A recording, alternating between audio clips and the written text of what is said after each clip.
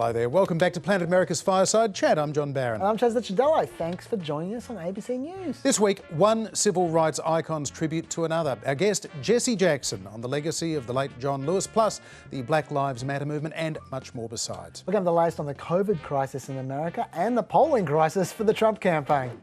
But first, faced with polls showing approval for his handling of the coronavirus pandemic is slipping badly. This week, President Trump resumed daily briefings for the first time since April. So far, they've tended to be shorter, generally more tightly scripted, but also a solo performance. No Dr. Fauci, and Dr. Deborah Birx has been seen sitting attentively in the front row, but not being allowed to speak. And then this morning, President Trump immediately veered into personal politics instead of coronavirus, announcing the Republican convention, which was originally being held in Charlotte, North Carolina, which he then announced in June would largely move to Jacksonville, Florida, because of restrictions on indoor events in North Carolina, would now not be taking place in Jacksonville.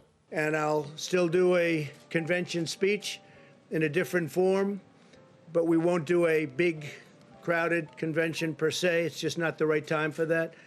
I care deeply about the people of Florida and everywhere else, frankly, in this country and even in the world, who would be coming into the state, and I don't want to do anything to upset it. But then it got a little bit weird, Chaz, because the president, he was talking about the need to get kids back into school, and then suddenly he was talking about baseball. Take a look. Our sole focus is the health and well-being of America's children. I have a very, very special person who loves children, who's I think one of the greatest athletes of all time. A lot of people say the greatest pitcher of all time. Known as a relief pitcher, could have been whatever he wanted. Some people, he is the greatest reliever of all time by far, substantially more saves than anybody else. In fact, he got the Presidential Medal of Freedom recently. And I'm reading off these stats. I knew he was the best. I knew he was great, but I didn't know it was almost double anybody else. But he's a man who loves children. After that, I need some relieving. And so he went for a minute and a half, just 7 minutes into a coronavirus briefing. Now, he was talking about New York Yankees legend Mariano Rivera, but so much for a more focused and disciplined approach to these press briefings, Chaz. As for the Republican convention, though, we had earlier in the week the local sheriff down in Jacksonville saying, sorry guys, you've given us some really sketchy plans for this thing. It's meant to be happening in a few weeks. We can't provide you security with all of this. Local officials were saying, well, if you have it at all, you can't have very many people and they all have to wear masks. So it was kind of a train wreck, wasn't it? Yeah, I think they made the right call. Like the as you say, the hall would have to be half full according to Florida regulations, and there was a mask order, which Trump doesn't want that. And it's not like they have a disadvantage because of this, because the Democrats are having, I don't know, a cyber convention of some kind. Yeah. So Joe Biden might be delivering a speech from his basement for all we know. So it's, yeah, I think it's a smart thing to do. They really had no other option. Right? We have seen historically, both sides will often get, depending on how well the convention goes, but both sides get a bit of a bounce in the polls heading out of their conventions. It's often around 3 or 4%, although that can subside relatively quickly. Given that we've got these two opportunities now where both sides will be trying to command not just cable news, but also network news coverage for a couple of hours a night for 3 or 4 consecutive nights for both parties. Does this become a bit of a wash, do you think, or does this now come down to the quality of the production, the made-for-TV component, including the speeches, the testimonials, the videos that they play that sort of give a bit of the background, the kind of like the Man from Hope film they played before Clinton's speech in '92, etc. I feel like conventions are overrated a bit. Like I feel like, first of all, as you say, the bounce does subside within a week or two anyway.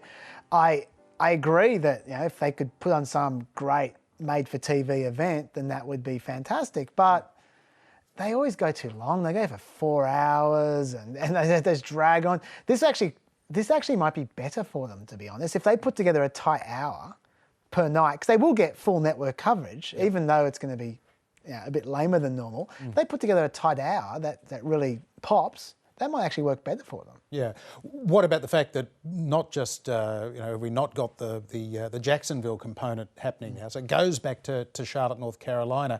There will be some of the behind-the-scenes stuff going on, the platform committee stuff and so on. But already we've got a lot of senior Republicans, including those that are a little in the vulnerable age groups. People like Chuck Grassley from Iowa, who's in his 80s, Susan Collins in Maine, who's not just old but really doesn't want to be associated with Donald Trump at the moment if she's going to win re-election. Is this thing going to lack that sort of sense of party unity for both parties if we're not going to see those kumbaya moments, the roll call votes, the great state of Illinois cast their votes for Joe Biden, all that kind of stuff? Call me cynical. I don't think the great state of Illinois really creates that much unity for the party. I think hating the other guy creates unity for the party, and that's going to be there. There'll be no doubt there'll be plenty of hatred for both oppositions, regardless. So I really don't think this makes much of it. I'm sorry to be a wet blanket about this, but I think conventions, I think they excite people like us more than they excite most voters, I have to say. Well, it's going to be fascinating to see when it actually happens, given that right now the conventional wisdom is if this election is about Donald Trump loses. How does Donald Trump have a convention, a virtual convention involving a speech and everything else that is not about Donald Trump? I mean, he can talk about his record, he can highlight how good things were until they were not good. It'll be about Donald Trump, don't worry. Right, can't resist that. Well, meanwhile, it's not just Florida that is suffering from a big upswing in new COVID cases and hospitalisations, Chaz. That is true, although we will come back to Florida in a second. There have now been over 4 million cases of COVID nationally. They've levelled out at about 70,000 cases a day, which is obviously a ridiculously high number. Now, it is true that America has seen a record number of tests at the moment as well, but last night they also nudged past their April record for national COVID hospitalisations. So that surge is real. Also, the number of daily deaths is pushing up to 900 a day now and on the rise. This week we saw the deaths being consistently above 1,000 for the first time since late May. As far as the states go, back in April, I used to talk about a COVID-9 because there were 9 states that had more than 1,000 deaths a day. Well, today there was a COVID-16, but the good news is that Arizona at least is less of a problem than it was when we went on our break. Daily death cases, hospitalisations are all falling there. Unfortunately, Florida, Texas and California aren't quite as peachy. First, California, it's at over 10,000 new cases a day and rising rapidly. That line that you're looking at looks like a total cases line because it keeps going up, but no, that's their daily cases line. Thankfully though, they still seem to have a fair bit of room in their hospitals, and while their daily deaths are consistently above 100, they aren't racing up yet. Florida cases have levelled off, but at over 10,000 new cases a day, that's still not great. Here's the real problem though. Look at their daily deaths. They are on the rise, so cancelling Trump's convention there is looking very sensible. Finally, Texas, which much like Florida has levelled out at about 10,000 new cases a day, also like Florida, it's now seeing its daily deaths rising ominously. John, we always say it's the deaths that matter more than the cases. Well, by that logic, Florida and Texas have got a problem. Indeed. This week, of course, we saw President Trump for the first time tweeting out a photo of himself wearing a mask, and following the Surgeon General's advice as well to wear masks when you can't socially distance. But subsequently, through these coronavirus briefings and in other appearances this week, the President has not been seen to be wearing a mask.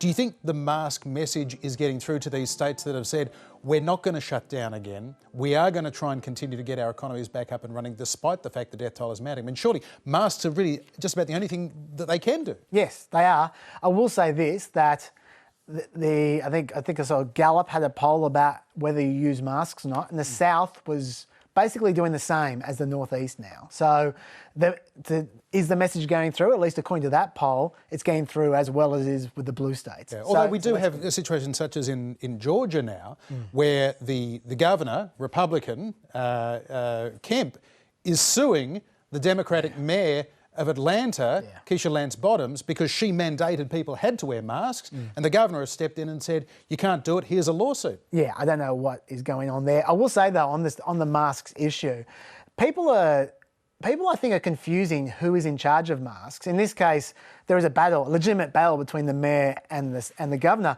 one thing that's in no doubt is that the federal government has no role to play in this. It's a state question. The federal government does not have the power to make people wear masks. So people keep on asking Trump to pass a mask mandate. He can't. The federal government doesn't have the power to enforce it. Who's going to enforce it? They're going to send the federal goons, who we'll get to in a second. It's funny you should mention that. Yes, Yeah, I suppose there's no one to enforce it. Yeah. Yeah, maybe if they see it as it'll protect a Confederate statue if you wear a mask or something, Yeah. that would help. But having said that goes back to your earlier point about Trump's example. That is the power he has, the power of example, which is why, even though, like I just said, the South do appear to be wearing masks, at least as much as any other location do, it'd be great for Trump to wear it more, just to pull just that extra 2 or 3% more people, especially Republicans. Now, clearly, these poll numbers showing that the president is not getting high marks for his response to the coronavirus. He's looking back to those halcyon days of March and April where he was getting plus 50% approval ratings on that score. It's now in the mid-30s.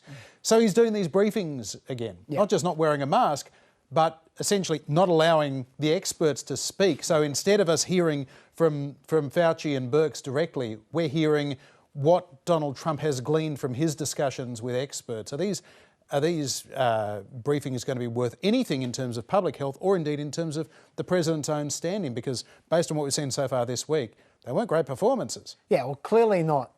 It's clearly not of much use for public health. I don't think Trump is an expert by any stretch of the imagination. But in terms of polling, well, we'll see. He has been knocked recently for not caring. And he certainly, at least on day one, he showed that he tried to project that he cared. Yep. If he the maintains written remarks are full of, we're very sorry for all the people that are sick, and one is always too many, and all that kind of thing. Yeah. And look, whether you believe that or not, that's up to you. I think that if he can maintain that, it can't hurt, but it will probably be better. I don't understand why I understand why. It's because of his personality, but I think he'd be smarter to hide behind Dr. Fauci a bit. Dr. Fauci is a genuinely popular person who people genuinely trust. And rather than trying to remove that trust by having this weird internal battle with him, he should leech that trust off Dr. Fauci by letting Dr. Fauci talk. And giving interviews this week to Chris Wallace and others saying that Fauci got things wrong, having his trade rep Peter Navarro bashing up Fauci, basically saying that he should go, retweeting people criticising Dr. Fawcett, Dan Scavino, Trump's, social media monkey. Yeah, so, exactly. I don't think he's using... Dr. Fauci is his best resource right now. Yeah. And rather than ruining that resource, he should be exploiting it. That's just my political view. Yeah. Let's talk about this federal intervention that's happening this week. First, it began in Portland, Oregon, and it looks as though, from what the president was saying yesterday, next stop is Chicago, Illinois. It's to crack down on Black Lives Matter protesters and crime in general. That, of course, is usually a local or state police matter. It is not Washington's concern. The justification is the defence of federal buildings like courthouses and the protection of these monuments that we keep hearing about. But essentially, it is sending a federal force in uninvited from local officials to deal with whether people should be protesting after a curfew or not. Not just uninvited, the local officials are telling them to go away. But we should just see what we're talking about here, okay? This clip went viral a little over a week ago. What are you doing? Use your words, what are you doing? Use your words, what are you doing? I haven't done anything wrong. Use your words. What is going on? We need to know. Who are you? NLG. You just violated their rights. Oh, kidnapping people. You just violated their rights. Okay, so about the same time that clip went viral, the New York Times then ran a report about a few people where there were a few reports of these mysterious men in camo gear who we just saw there, who didn't identify who they were, very strangely silent. They didn't identify what agency they came from. They were effectively appearing to kidnap people and taking them to unidentified buildings. And then when they got there, things started to get a bit more normal. They then started to act like police. Being bundled into civilian vehicles. Yes, that's right. Now, some people have said, Well, these we didn't even know that these were any kind of like law enforcement agency or police or drug enforcement or immigration agents that are involved. We thought they could have been just regular kidnappers. Oh yeah, drug runners. What we saw there was like a scene from a Liam Neeson action movie. It wasn't like there's no sense of safety there at all. But there's a few key questions we just need to cover these, and I'll answer them quickly because we've gotten some information since. First of all, who are they? Apparently there's 114 of these officers, and they're from the Federal Protective Service, the Marshals, the Immigration Enforcement and the Border Patrol. Border Patrol. Border Patrol, yeah. In Portland, Oregon. In Portland, Oregon. That's right. Have a look at a map. Importantly, though, they weren't trained for riot control or for any kind of crowd situation, that's important because that's what they're dealing with. It does show that they weren't trained. Question 2, why are they wearing camo? That's a good question, as you say, because they don't look like police. Yep. They say they were just wearing the same uniforms they wear on the border. That's their border uniforms. And since they're temporary, they haven't bothered to get new uniforms. That's what they say. They say they've got police marked on the front and back, which they did, we saw. But so what? Anyone could wear police in camo. Right. KKK guys literally do exactly that. They get dressed up in camo with police, and then they pretend they're police and arrest people. Right. So that's a problem that people don't know. If they're not going to talk, people don't know who they are or what's going on. Question 3, why not identify the agency? They say that the insignia of their branches are on the patches on their shirts. I don't know who knows the nuances of federal agency insignias. And it's happening after dark as well. Yeah, and the camo gear, they're wearing the tough guy camo gear. You can't see that kind of stuff. Right. So I'm not sure that's a great answer, but that's what they're saying. Question 4, why no name tag? Because that's the next thing. If someone, if a police officer slips up or there's some police brutality, you can see their name and you can report them. There's no name tags there. They said that protesters docked 38 federal law enforcement officers, as in gave away their addresses, and then they harassed their families. I'm not sure why the police have to put up with that, but federal agents don't. But regardless, they say they're eventually going to have badge numbers instead. Eventually. But just get a sewing machine. Anyway, why are they there? That's the big question. Acting DHS Secretary Chad Wolf gave a very long list of what these activists have done, but it's all graffiti and vandalism, essentially. And I know some of these activists are pretty violent and they get quite nasty, but you want a good reason to call the feds against the will of the mayor. And I'm not sure graffiti and look at this. This is actually what they say the damage is. This is what the feds say the damage is. Federal officials estimate the cost to repair damage at the courthouse so far exceeds $50,000, including cleaning up graffiti scrawled over its exterior, fixing broken security cameras and access devices, and replacing shattered glass doors at the main entrance, according to the federal documents. Now, $50,000 does not justify an invading force, which is what we're seeing there. And this is without precedent, apart from desegregation times in the 1950s, when you go over the will of the mayor and the governor. Right. Bill Barr says he did this in the Virgin Islands in 1989 after a hurricane, but the governor was actually okay with the feds doing that, so that's not true. And the absurdity of their actions, to mine, are made clear by the fact the Oregon Attorney General right now is in court, asking a court to require federal agents, these goons, to identify themselves and their agency before conducting an arrest, and to give an explanation to any person being detained for the arrest, and to have probable cause before arresting someone. That's just the law. So what do you think of all this? Well, I guess what we're seeing in Portland, and we may be about to see in Chicago, New York and elsewhere, is in a legal sense and a tactical sense, a repeat of what we saw in Lafayette Park over the road from the White House back in June, I think it was, when President Trump issued an executive order to defend federal property, including monuments under the Monuments Act, and to intervene when state and local officials did not protect these monuments or these federal buildings. So that is the kind of the legal rationale, the executive rationale that he's hung around this. And it's the same kind of ragtag of whoever in federal employment has a bulletproof vest, a helmet and a gun that were being used to clean out Lafayette Park on that evening when the president then used that to go and, stage a photo op and wave the flag in front of St John's Episcopal Church.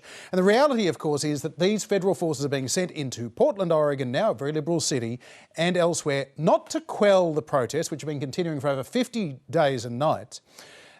This is all about inflaming the situation because Donald Trump wants a Richard Nixon 1968 style law and order campaign, a very racially, not even racially tinged, a racially based law and order campaign. The political play is pretty darn obvious. Protests equal far left anarchy. The far left controls Joe Biden, so elect Joe Biden and America will be a lawless socialist utopia. And, well, pretty much Donald Trump tweeted the playbook himself. Take a look. The radical left Democrats who totally control Biden will destroy our country as we know it. Unimaginably bad things will happen to America. Look at Portland, where the polls are just fine with 50 days of anarchy. We sent in help. Look at New York, Chicago, Philadelphia. No. Look, I have to say, I agree with you about the politics. ABC, Washington Post had a poll out this week, which they said that Biden is up 52% to 43% amongst suburban voters.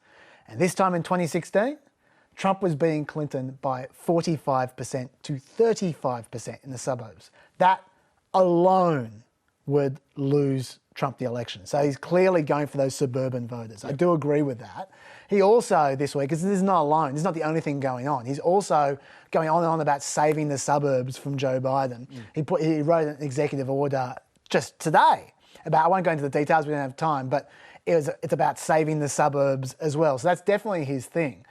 And if, as you say, if it isn't obvious enough, the image he's trying to present by taking on violence in the suburbs, this ad, it's got real echoes of Nixon, as you say. It makes it very clear. Seattle's pledge to defund its police department by 50%, even including a proposal to remove 911 dispatchers from police control. Joe Biden said he's absolutely on board with defunding the police. Listen closely. Yes, absolutely. Hello, you've reached 911. I'm sorry that there is no one here to answer your emergency call, but leave a message and we'll get back to you as soon as we can. Crime will rise significantly. I'm Donald J. Trump, and I approve this message. Subtle. Yeah. It was good to see earlier this week in President Trump's interview with Chris Wallace on Fox News Sunday that Wallace actually fact-checked the president a number of times. We showed some of them on Planet America on Wednesday night. But on that question of defunding the police, where President Trump is saying, yes, Joe Biden is going to defund the police. He's agreed with Bernie Sanders that he's going to do it. It is in that ad. And yet Chris Wallace said, actually, no, here's the document they signed. Nowhere in it does Biden support defunding the police. In fact, Joe Biden came out straight away. As soon as they started talking about defunding the police, he actually talked about increasing the funding for police forces, not defunding it. So going to be interesting to see if journalists take a more proactive approach in actually holding the president to a set of known facts. Yeah, they're hanging that claim off one interview Joe Biden did where he was talking about something else and then the interviewer said, well, what about reducing some of the, or redistributing some of the funding from police to other areas? And he said, absolutely. And then he moved on. That word absolutely is what they're hanging that entire claim on, despite everything else. But anyway, look, this is an election year. I'm not going to criticise them for electioneering if they're doing something that's legal and has some kind of merit of some kind. The problem for me is I don't see the merit. I don't see the merit at all. In fact, I think this makes things worse. I think there's an obvious backfire effect going on in Portland. You're saying it's an intentional backfire effect. It may well be. I don't know. I'm not going to read his mind, but I will say this, that it is backfiring, whether it's intentional or not. For example, the locals have said that basically 2 blocks in the city of Portland have become a war zone. The rest of the city is untouched by these protesters. Those 2 blocks, it's where the federal buildings are. It's become the focus of all the protests. And Kayleigh McEnany detailed exactly how the federal agents are being treated by these escalations. Individuals have thrown bricks, chunks of concrete, glass bottles, feces, balloons filled with paint, pig's feet, slingshots to hurl ball bearings, and batteries at federal agents and the courthouse. Multiple attempts to barricade officers in the Hatfield courthouse have occurred. Attempts to start the structure on fire as well. Use of eyesight-damaging laser devices have been used and strobe lights against federal agents as well. The fact is, this is all against the federal agents. That beforehand, they had $50,000 worth of damage, which is not that much. And so they're creating a situation where federal agents are being essentially assaulted and then they're complaining about it. Well, no one was being assaulted before those federal agents came there. Also, when the feds go hardcore, it prompts the people to respond with even bigger protests, even non-violent protests. Like, look how big these crowds are getting the other night.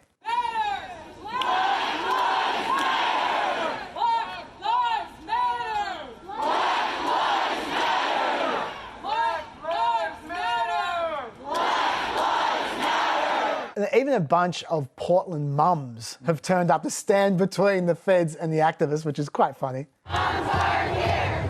Let's stay clear. Moms are here. Let's stay clear.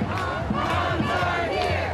Let's stay clear. Look, I don't necessarily believe they actually are mums. I think a lot of them are just black bloc people who just wear a yellow shirt instead of black. But whatever, it's a good idea. Yeah. And then, of course, since it's Portland, there's a very special Portland nuanced kind of protest.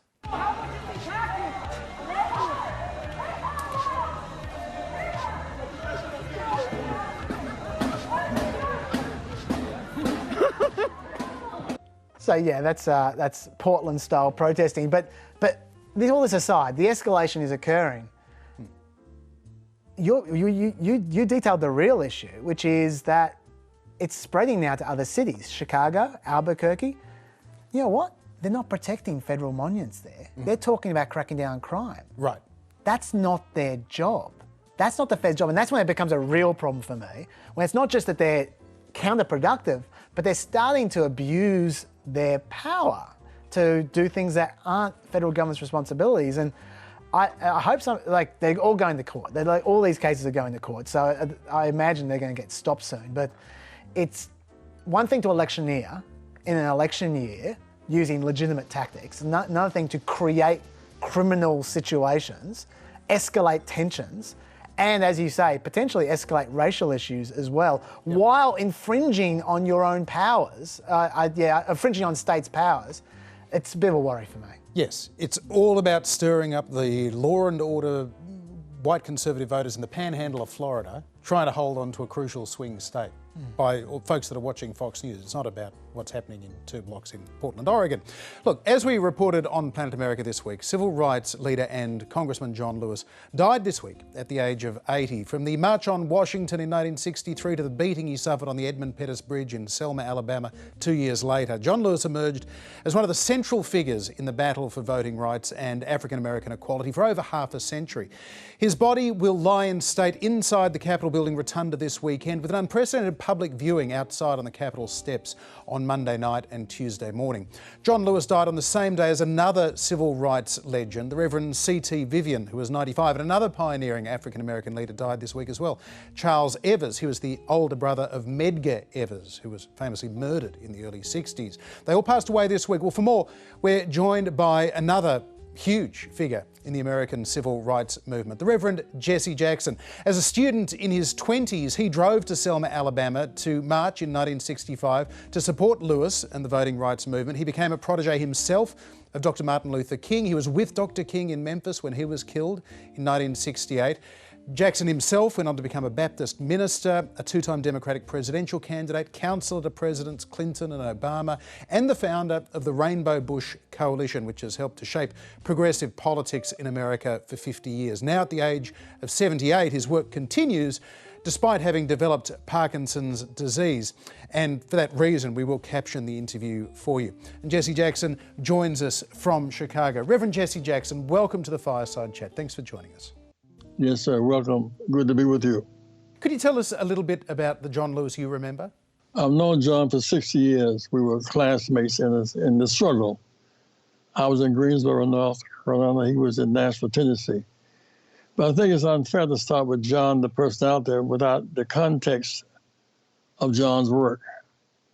And most press people are missing, I think, the fundamental point. We lived on apartheid in America from 1896 to 1954. Blacks were inferior under the law. The South ran amok with black people killing 5,000 lynchings. John Lewis took the hit that Sunday and immortalized himself. John played a huge role, but he's part of an ongoing struggle to emancipate black people in America. And why would you say the events of Bloody Sunday 1965 on the Edmund Pettus Bridge became so influential and really helped to motivate the passage of the Voting Rights Act later that year? Well, because it was on television, almost in real time. It's like George Floyd was not the first black to be lynched by white people or by police, but it was on television. People saw it live, and the basic humanity took over. The beat on the bridge that Sunday touched some deep in America. That's why President Johnson had to react. It was on the front page of the New York Times, tasked in Russia. It affected America's foreign policy, America's perception of itself nationally. So it was a big bloody Sunday. John Lewis was a woman, Miss Mia Boynton. They paid the price that Sunday for our right to vote. Reverend, what do you feel is John Lewis's most underappreciated legacy?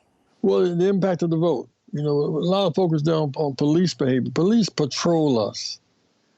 Politicians control us. Politicians control police.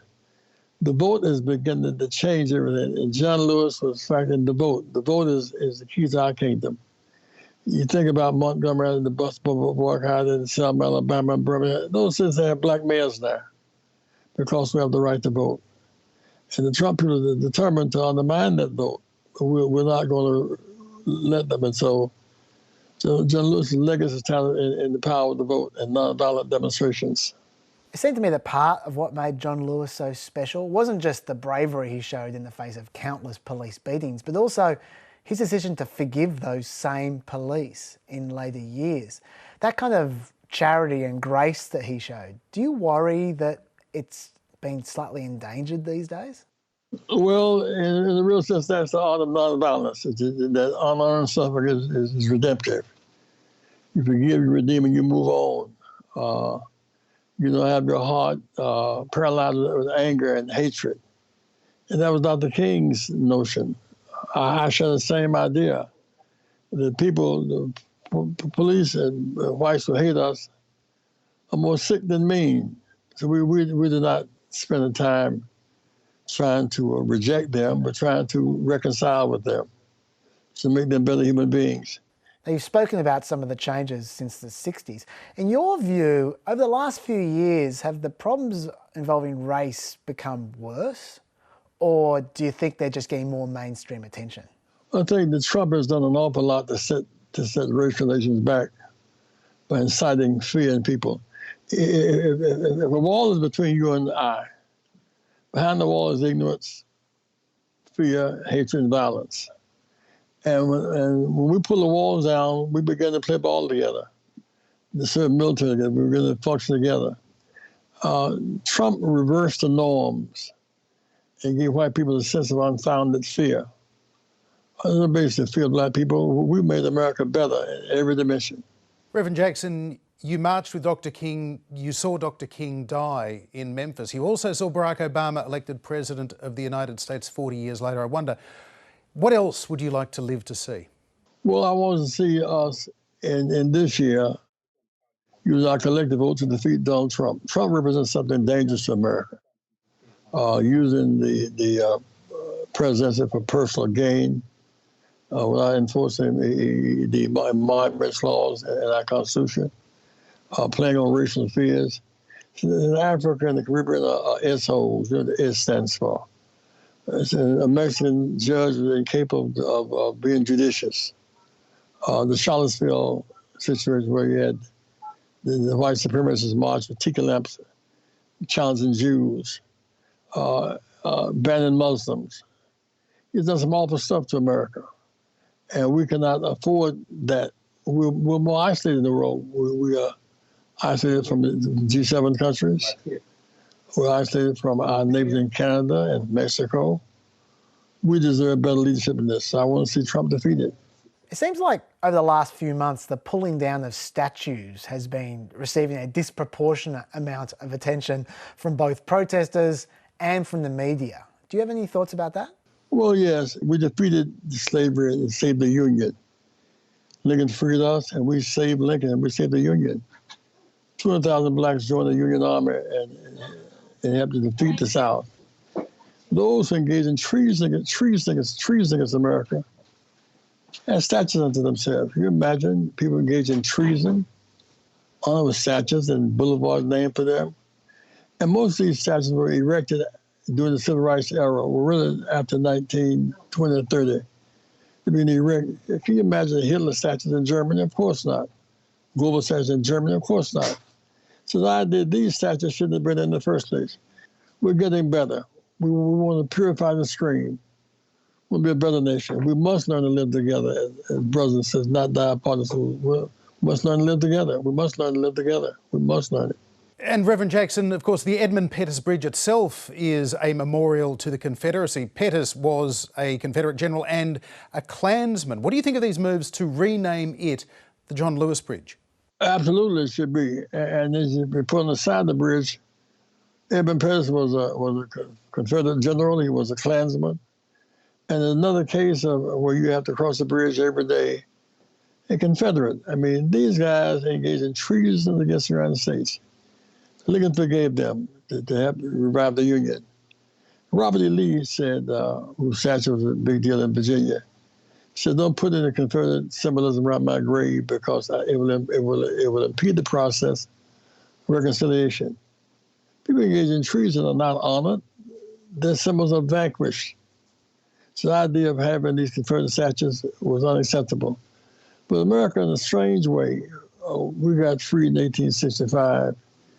What happened was that the troops were removed in 1877. We went from slave masters to segregation masters, and they were very brutal. Blacks separate equal, but blacks had no access to voting. I never saw black police until I was 20 years old in Greenville, South Carolina. I was arrested July 16, 1960, trying to use the public library. We couldn't be police, we couldn't be firemen. We couldn't be pilots, we couldn't drive buses. We lived on the criminality of states' rights. And the North tolerated it. Now truth across the earth is rising. People are fighting back. We're not going to take it anymore. And in your presidential campaigns of the 1980s, in many ways you sort of paved the way for progressive candidates that followed, including Bernie Sanders, Alexandria Ocasio-Cortez and others. As a progressive Democrat, are you disappointed that you've ended up with a more moderate nominee in Joe Biden? Well, I supported Bernie Sanders in this year's election. Bernie Sanders and Elizabeth Warren, they lost the delegates. They won the idea. 3 months ago, if you said health care for all, it was a radical idea. Now, you must have health care for all. If the driver is infected, the driven are infected. The cook's infected, those for whom they cook are infected. So we must have health care for all. We're learning how to vote for each other. We learned to play ball together, fight wars. We must now learn to live together. We grew up apart. We must learn to live together. That's the great American challenge, learning to live together and share economic progress together. Reverend, you've spoken about some of the progress that's occurring. This does indeed seem to be a time of great potential for change. There's also a time of great fear. How optimistic are you about America at the moment? I'm optimistic. You know, we had these mean spirits. When Nixon came with law and order, we just got the right to vote in 1965. We're not matured in our voting. Didn't know how to build coalitions, how to build tickets. Now there's a new maturity in voting and voting together. You know, 18-year-olds couldn't vote no serve in Vietnam. White women couldn't vote, couldn't serve on juries in the South. Native Americans could not vote, those who founded the country. You couldn't vote bilingually, Latinos. There's a new majority in America. That's what elected Barack Obama was, this new majority. There's new consciousness, and people have a sense of themselves. We reject the idea of babies dying on the borders between America and Mexico. We reject those values. I'm very optimistic about our future. This week, of course, we didn't just lose John Lewis, but also another important civil rights leader in C.T. Vivian, as well as George Evers, who was a significant figure as well in the 1960s and 70s. You've delivered a lot of eulogies yourself over the years. I wonder, when your time comes, what would you like your eulogy to say? I never stopped serving. I did my best against the odds. And when I didn't do my best, God's grace was sufficient. And I thank God for seeing a new world. I mean, I lived to see Mandela come out of jail, become president of South Africa, lived to see RC go back to Haiti, lived to see an African American president of the United States of America, and lived to see a freedom rider who was beaten nearly to death in Athens, Alabama. Now, Hearts of one of America's great heroes. I see change coming. It's dark, but the morning cometh. I wanted to be said that I did my best against the odds to make America better, to make the world more secure. Make America better, the world more secure. Reverend Jesse Jackson, thank you very much indeed for having a fireside chat. Thank you so much, sir. Wow. It's amazing that when Jesse Jackson talks about where they came from, I think we sometimes forget just how far we've moved, or society's moved in 50 or 60 years. In 1961, John Lewis was in jail for over a month for drinking from the wrong water fountain in Mississippi. That's how far things moved in just 3 or 4 years, thanks to the work of people like Jesse Jackson and John Lewis. The other thing I was going to say about John Lewis as well, because I didn't talk about him on Wednesday, was he wasn't just progressive about race. He didn't just focus on race. In 2003, he was campaigning for gay marriage. In 2003, and he's a politician in Georgia in 2003 talking about gay marriage, which I think was remarkable as well. Yeah, and that is such an important point. And also Jesse Jackson, you look at his campaign of 1984, he was talking about civil rights in terms of gay and lesbian Americans, Native Americans, as well as African Americans. They knew that civil rights didn't begin and end with African Americans, and they were trying to sort of broaden those domains of opportunity and equality at a significant time. Well, let's have a look at the polls before we run out of time this week. President Trump trails the Democratic nominee, or presumptive nominee, Joe Biden, by almost 9 points in the average of national polls. To put that in context of recent incumbent re-election efforts, Obama led Romney by just over 1 point in late July of 2012. At that point in 2004, Bush trailed John Kerry by almost 2 points. In 96, Bill Clinton always coasting against Bob Dole. In 92, George Bush trailed Clinton by double digits and never came back. In 84, Reagan was miles in front of Fritz Mondale and stayed there. Carter trailed Reagan in 1980 and never caught up. The unelected incumbent Jerry Ford made up 16 points between July and November 1976, but still lost narrowly to Jimmy Carter. But the bottom line of all that is, the most any incumbent president has ever recovered from this point in the campaign in half a century by November is under 2 points if they're going to go on and win. Trump is trying to do something that nobody has done, with the possible exception of Harry Truman back in 1948, but the polls in those days were pretty sketchy. And his opposition never got to 50%, yeah, which is where Joe Biden's hanging around. Yeah, so there's a lot of very worrying polls for President Trump. I will say this though, yes, if you're ever going to do the first time in history, this is the time. This is the first time in history a lot of things are happening at the moment. And I keep on coming back to that vaccine. If that vaccine happens, I think everything changes. Well, it could be a big October surprise, but it could also come down to who do you trust to handle the rollout of a vaccine and the pandemic next year as well. And I think the president is still in a lot of trouble. There's no magic bullet. He thought hydroxychloroquine was going to be the magic bullet. There's no magic bullet, I don't think, for Donald Trump. But still, we'll find out. We will. That is all for this Fireside Chat. I hope you can join us next Wednesday night on ABC TV for Planet America at the slightly later time of around 9:55 p.m. That's just for a couple of weeks. If you missed it this week as well, you can watch it now on iView, YouTube and Facebook as well. And I'll have more American politics on the PEP podcast, coming to you from a location that remains a closely guarded secret. You'll find it there. All right. We'll leave you now with President Trump's seeming obsession with his cognitive testing, with thanks to Dave Fanner at The Guardian. Bye. Bye-bye. It was 30 or 35 questions. The first questions are very easy. The last questions are much more difficult. Like a memory question, it's like you'll go person, woman, man, camera, TV. So they say, could you repeat that? Person, woman, man, camera, TV. Okay, that's very good. Much more difficult. The first question, not the first, but the 10th question. Do that again and you go person, woman, man, camera, TV. Camera, TV. 20 minutes later, it's camera, TV. If you get it in order, you get extra points. Man, Dr. Ronnie Jackson. I said, okay, now he's asking you other questions. Man, Ronnie Jackson. I said, is there some kind of a test? Now he's asking you other questions, and then other questions. I said, is there some kind of a test?